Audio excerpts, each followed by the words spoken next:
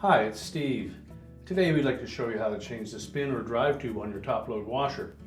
It's a really easy job. Let me show you how we do it. Now to change this part, we will have to first of all remove both inlet hoses, hot and cold. We'll also need to disconnect the drain hose and the power. Then we'll pull the washer far enough forward that we have access to the back and to the front. Now that we've disconnected the inlet fill hose and the drain hose, as well as disconnected the power, our next step will be to tilt the console back. Now on some models there may be a screw on either side through the front or through the rear, depending on your model. And those models that don't have a screw accessible there will actually have a little spring clip located in underneath these end caps. So taking a thin blade putty knife, we're simply going to press in on that area till you feel the tension of the spring. Once you've released that, you can just gently lift up on that control panel to release it. We'll do the same on the opposite side.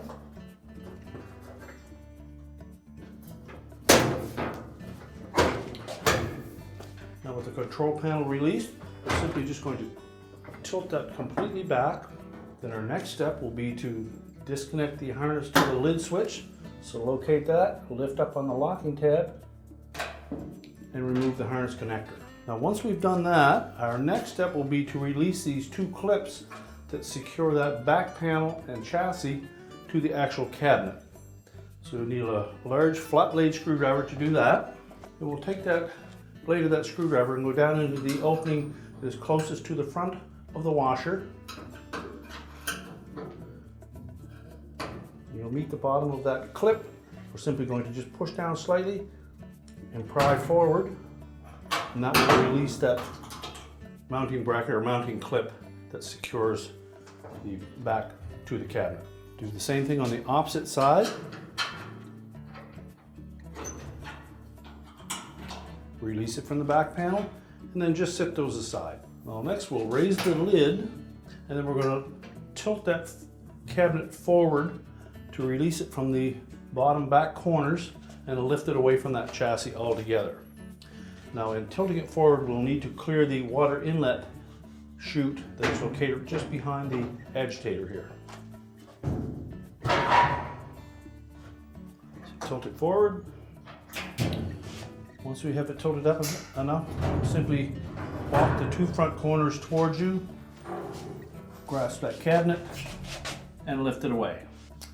And now that we've done that, our next step will be to remove the agitator. If your model has a fabric softener dispenser on the top, we're simply going to turn that and then lift it off. Then you'll be able to see a bolt that is down through the center, and using a socket and ratchet will remove that bolt. Now that we have the fabric softener dispenser removed, you can look down in through the center of that agitator and you'll see a 7/16 hex head bolt. We're going to remove that next. So with a socket and a ratchet, you'll need to grasp the barrel of that agitator to keep it from moving.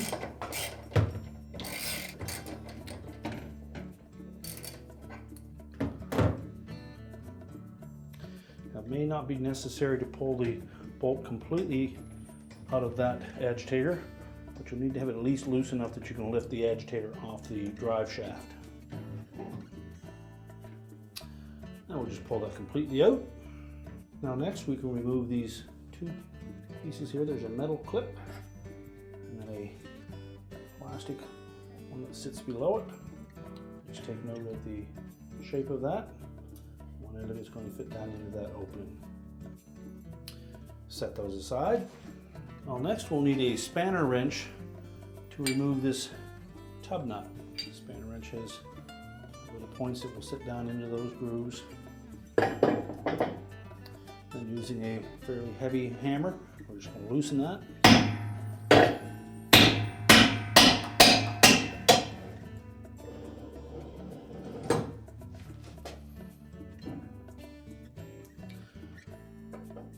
Then we'll lift that hub nut off. Now there are a couple of methods for removing that drive tube, one of which involves removing the inner basket, which would necessitate removing the tub cover as well, which is fairly easy to do. Now it's not necessary to do that. You could also take a flat blade screwdriver and put it down into the slotted opening on that drive block and just tap it gently to spread that enough to allow the spin tube or drive tube to pull down below it. We're going to remove the tub so that you have a better view of what we're actually doing, although again it is not absolutely necessary to do that. Now to remove the inner tub, we're going to start by taking this tub cover off. It's attached to the outer tub, but these tabs are on the edge, so simply just press down on that tub cover to release a little bit of the tension, and then you can lift those tabs away.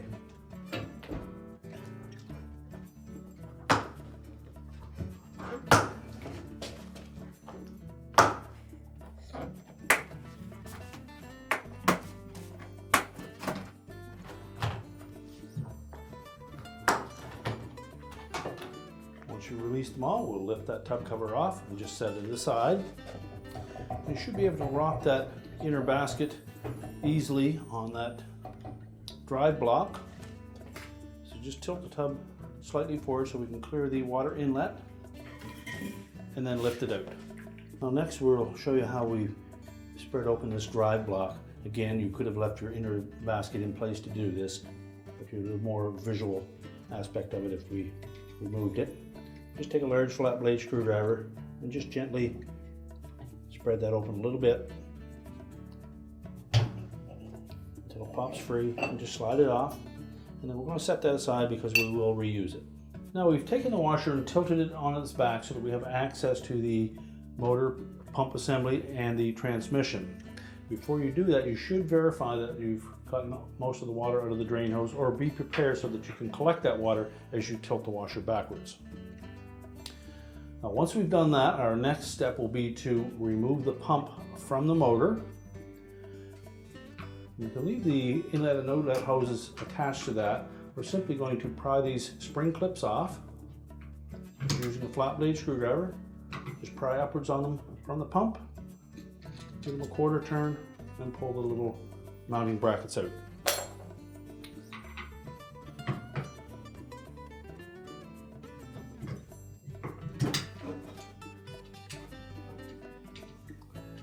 And set those aside. Simply lift the pump off of the motor, and you can tilt that back out of the way. Now next we'll have two more clips that secure the motor to the motor mount. There may or may not be screws that secure those clips to the motor. If there are, simply use a 1/4 inch nut driver and remove the screws, and it's not necessary that we reinstall those when we put this back together. Again, we'll use a flat blade screwdriver. We're just going to pry that spring clamp loose, pivot it 90 degrees, and we can lift it out of the openings.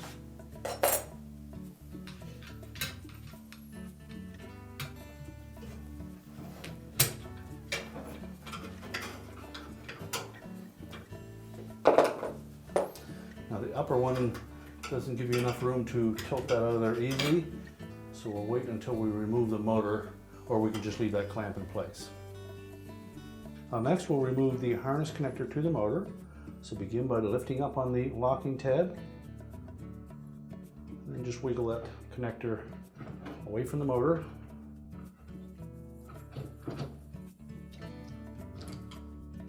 And then let it lie free. Next we'll remove the clip that secures that wire harness to the transmission. You can either slide those tabs apart from each other and pull the wire out that way, or it's easier just to depress the arrowhead fastener at the back and slide the whole clip right out of that transmission. Then let the harness hang loose. Now next we're going to lift that motor away from the transmission. So just grasp both sides of it, rock it free, and lift straight up on it. You'll see on the bottom of the motor there is a triangular shaped drive lug and then 4 posts. The rubber grommets will sit on these 4 posts. Obviously 2 of them have stayed here. The other 2 will be still remaining on the mounting bracket. We'll see that as soon as we remove this motor. We'll set that motor aside, and we can leave those 2 grommets in place. We can then lift that spring clamp away from the motor mount. Set that aside. Now, if you wish, you can remove this motor mounting bracket from the transmission, but it's not necessary. So we're next going to remove 3 bolts that secure that transmission to the bottom of the tub assembly. So using a ratchet and a 1/2-inch socket, we'll loosen those bolts.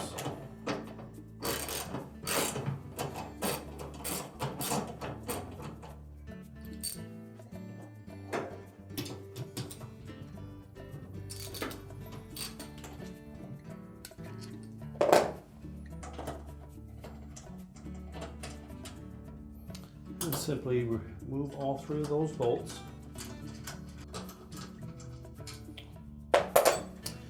Now next we're going to pull that transmission completely out of the tubs.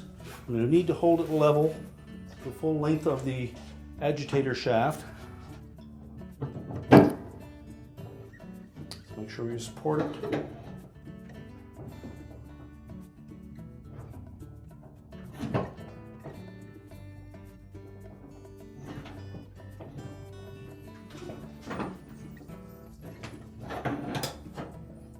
Now with it fully removed, we'll just set that aside. Now next we're going to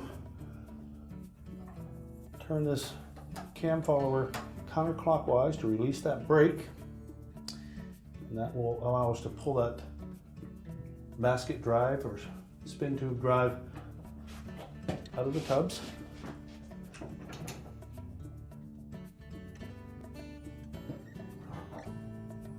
And just carefully pull that all the way out.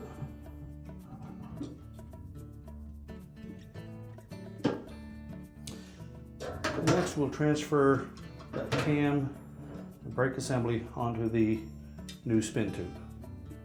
Now that we have the old spin drive tube removed from that washer, we'll need to transfer the brake assembly and the brake cam follower over to the new spin or drive tube.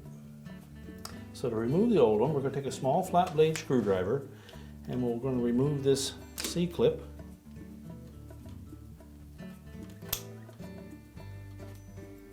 Just get the blade of the screwdriver in there enough that you can pop that out and remove it.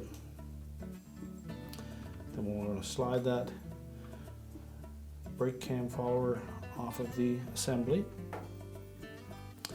And next we'll remove this E-ring that's on the pivot point for the 2 brake shoes.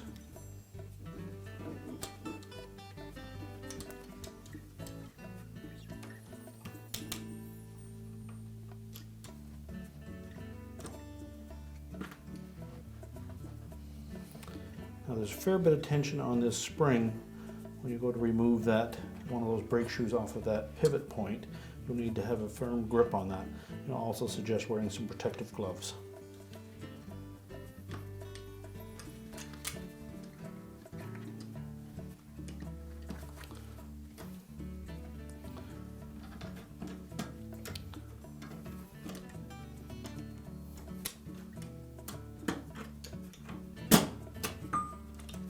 We pop that one off. You can actually disengage it from the spring. Set those pieces aside and simply lift the opposite one out. Set that aside. The center cam and spacer, remove those. And you may also have found a plastic spacer on the top side of that spin tube. So remove all of those. At this point you can discard the old spin tube. Take our new one. We'll start by setting that plastic bushing in place.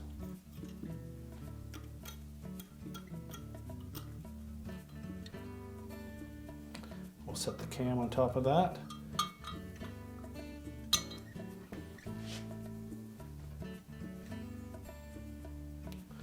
And then we'll take one of the brake shoes, the lower one. Set that in place. We want to make sure that we engage the edge of that assembly into that slot first. pivot it around and set it over the pivot point. We can assemble our spring, putting the tube through the center of it, slide the end caps on, then line up the slotted opening in that end cap onto that spring. Do the same on the opposite side.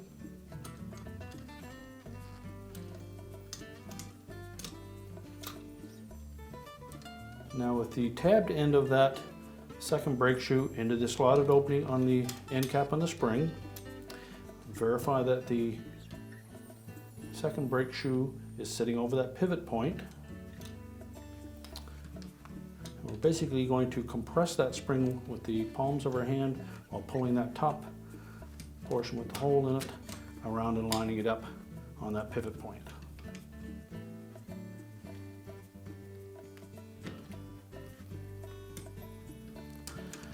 Hold that assembly in place. Verify again that the brake shoes are hooked into these two tabs, that the rollers are sitting on the flat side of that cam, our spring is in place, and that both ends of that are fully inserted to the end caps. At this point, we can then put that E-ring in place on the pivot point. So line it up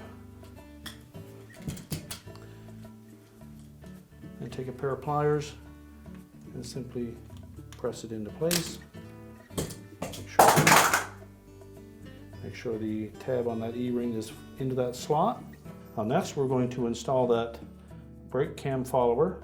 You'll note there are two little tabs on the bottom of that will fit into these two openings in the cam.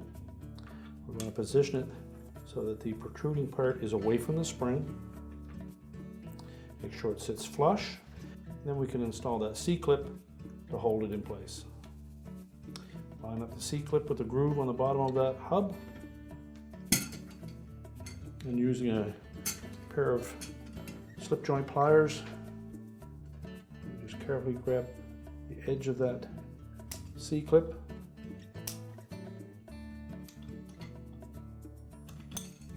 and push it into place.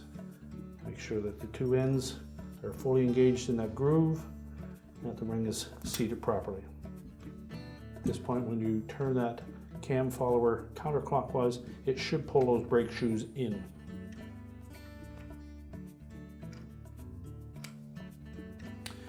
Now we'll tip it over. We'll install that plastic sleeve on the top side, and now we're ready to install the new spin tube assembly into the washer. So next we'll take that new spin tube assembly.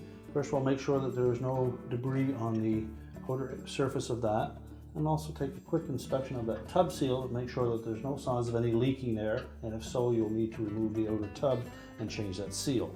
So all that's good, we'll simply slide that carefully into that opening.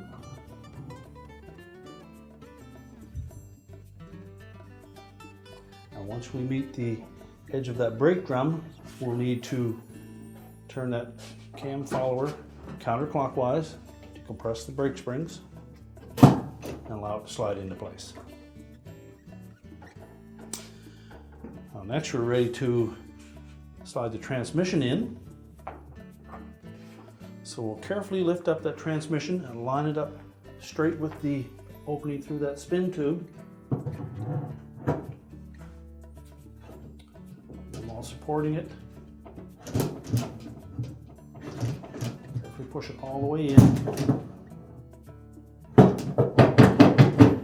And make sure the three mounts for the bolts line up properly and are sitting flush. And we'll then install the retaining bolts.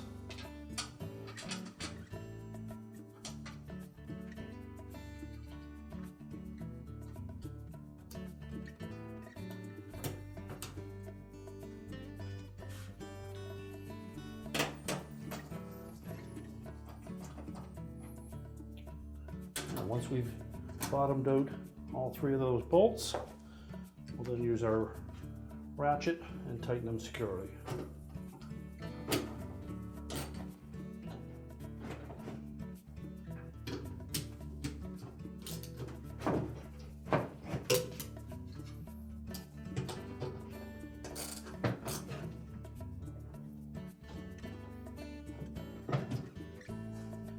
Now, before we install the motor, we need to first of all make sure that we line up the rubber mounts into the proper openings. And also, we'll need to line up that drive lug with the rubber cushion that is part of that drive block assembly. There's two of these nylon type triangular drive lugs and then a rubber cushion that fits in between them. So we need to make sure that they line up properly. When it lines up, it will drop firmly into that motor mount.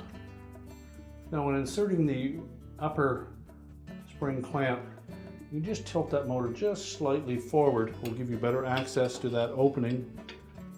Slide the end of that bracket down into place and turn it until it locks into the motor mount.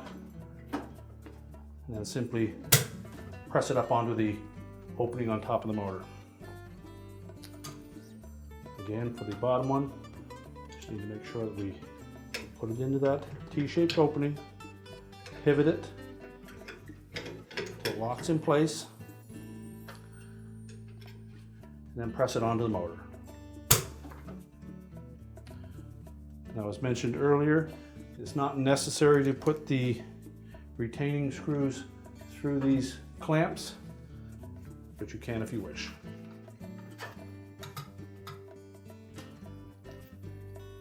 You'll note that we have a cloth covering this metal edge on the support below the tub. It's fairly sharp, so we'll leave that there until we're completed our repair. We'll then install the motor harness connector, line it up, and press it firmly onto the motor until the locking tab engages. And the harness restraint or support, we'll push that through that opening in the transmission until it locks in place. And then all that remains is to install the pump onto the motor shaft. Now, you'll note that that motor shaft has two flat sides to it. We need to line that up with the center hub on that pump, which has corresponding two flat sides to it.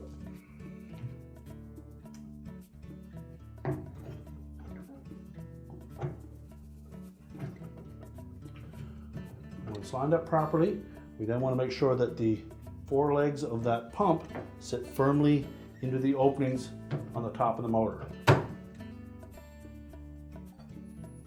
We'll then take the shorter of the spring clamps, put them into the slotted openings, and then clip it over the top of the pump.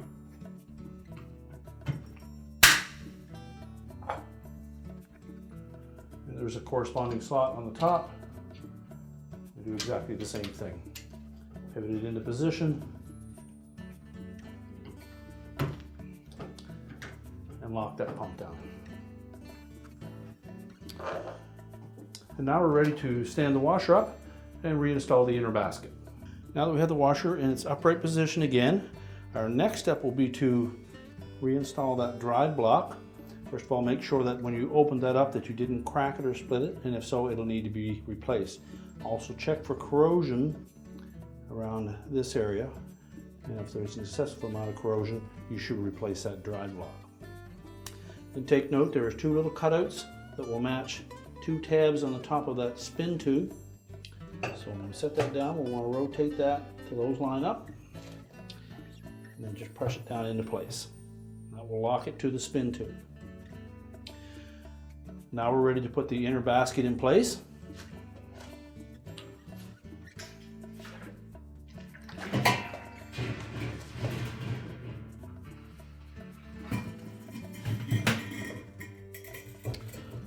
Lower it down and just rock it back and forth to make sure that that drive block is seated. And then we can put the tub nut on. Now again, with the tub nut, make sure that it's not heavily corroded. And we're going to put the beveled side down. Start the threads by hand, make sure that we don't get it cross-threaded.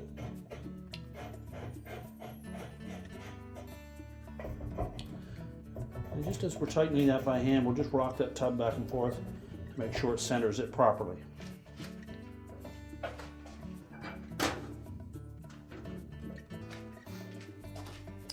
Then line up the tabs on our spanner wrench and tighten it securely. Next, we'll install that plastic guide into that opening and the spring clip above it. Now we're ready to install our agitator. And if you inadvertently drop the bolt out of the center of that agitator, the easiest way to put it back in is to take the bolt, sit it on the socket on your extension, hold it upright, then lower the agitator down on top of it until it fits through the hole. And then while keeping pressure on that extension, we'll just flip that agitator over,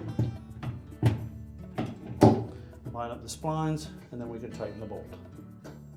So just grasp the base of that agitator, make sure it's nice and tight. You can then install the fabric softener dispenser. If you remove one on your machine, there's a slotted opening that that tab will fit into. Then while grasping the top portion of the agitator, we're just going to turn that a little bit counterclockwise to lock it in place. Now next we'll need to put the tub cover back on. Now with the tub cover, you'll note all the tabs have a large opening on them with the exception of one. And that one will go to the left side of the tub, tuck it in underneath the water inlet, line up the back. Make sure that those tabs are all sitting on the outside edge of the tub. Rotate it into position. Again, we'll start with the narrow one, make sure it's lined up, and then snap it in place. So now that we've lined up all of those tabs, in particular the narrow one, we're just going to squeeze that tub cover down onto the outer tub until all those tabs engage. Go all the way around.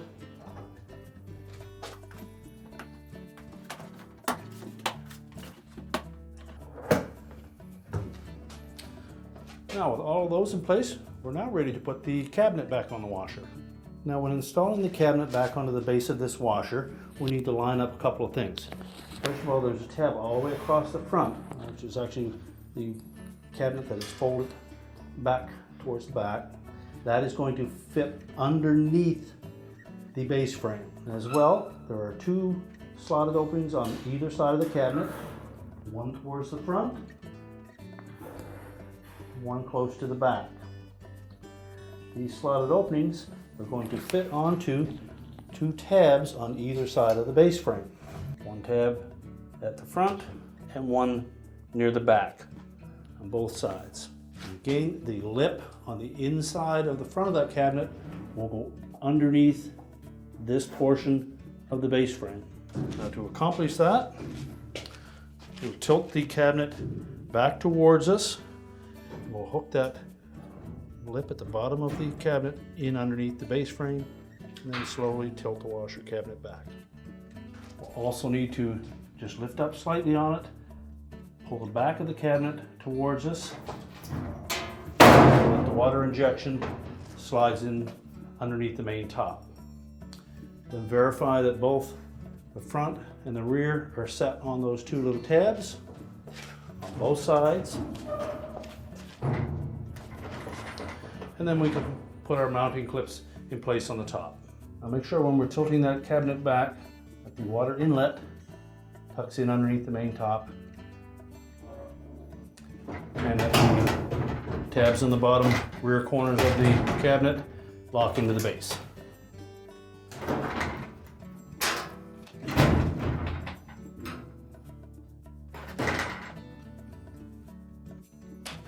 Now next, we'll take the mounting brackets for the main top attached to the rear cabinet. A straight edge into the rear of the cabinet, and we're simply going to press that down into those openings, and that will lock it in place. Do the same for the opposite side.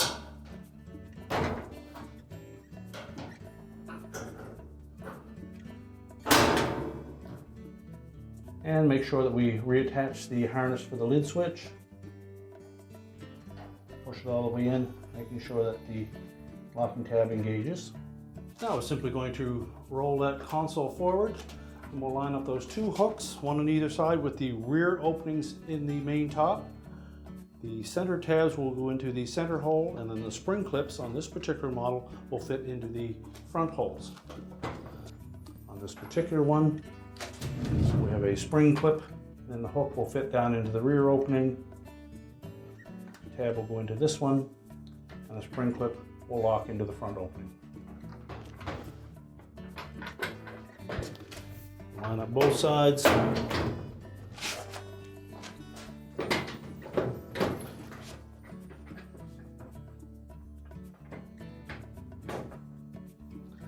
Then simply press it into place. We're now ready to push the washer back into position and reconnect our fill hoses. We're now ready to reconnect the power, and our repair is complete.